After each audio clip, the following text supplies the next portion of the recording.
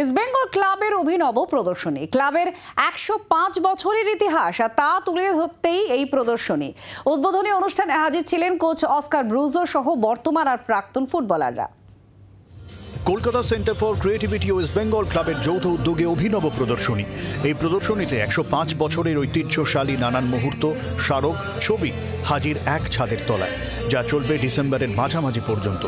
এই প্রদর্শনী উদ্বোধন করতেই শুক্রবার সকালে হাজির ইস্টবেঙ্গল কোচ অস্কার ব্রুজো, অধিনায়ক ক্লেটন সিলভা, সায়ন বন্দ্যোপাধ্যায়, দুই প্রাক্তন ফুটবলার ভাস্কর গঙ্গোপাধ্যায় ও মনোরঞ্জন ভট্টাচার্য।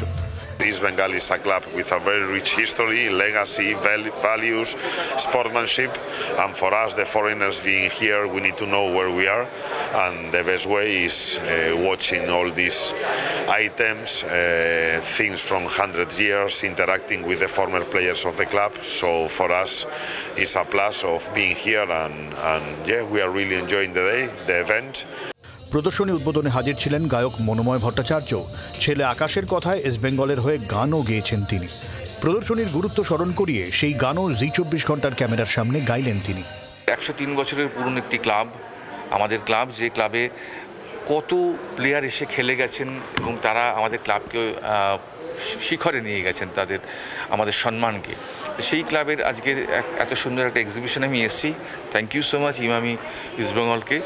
আমাদের অনুভূতি একটাই রঙে, লাল হলুদে বাঁচি প্রতিক্ষণ, লড়াই আমাদের শিরায় শিরায়, এই মশাল জ্বলছে জ্বলবে আজীবন।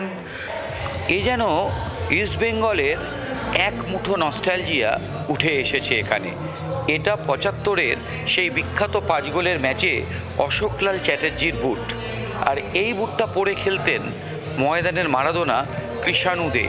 এরকম হরেক কিসিমের খেলার ফুটেজ থেকে আরম্ভ করে ক্লাব পতাকা, ক্লাবের বই, ট্রফি, একাধিক জিনিস নিয়ে কলকাতা সেন্টার ফর ক্রিয়েটিভিটিতে চলছে লাল হলুদের প্রদর্শনী। ক্যামেরায় দেবাশিসের সঙ্গে দেবাঞ্জন, জি24 ঘন্টা। বাংলার আওয়াজ, বাঙালির আবেগ, জি24 ঘন্টা।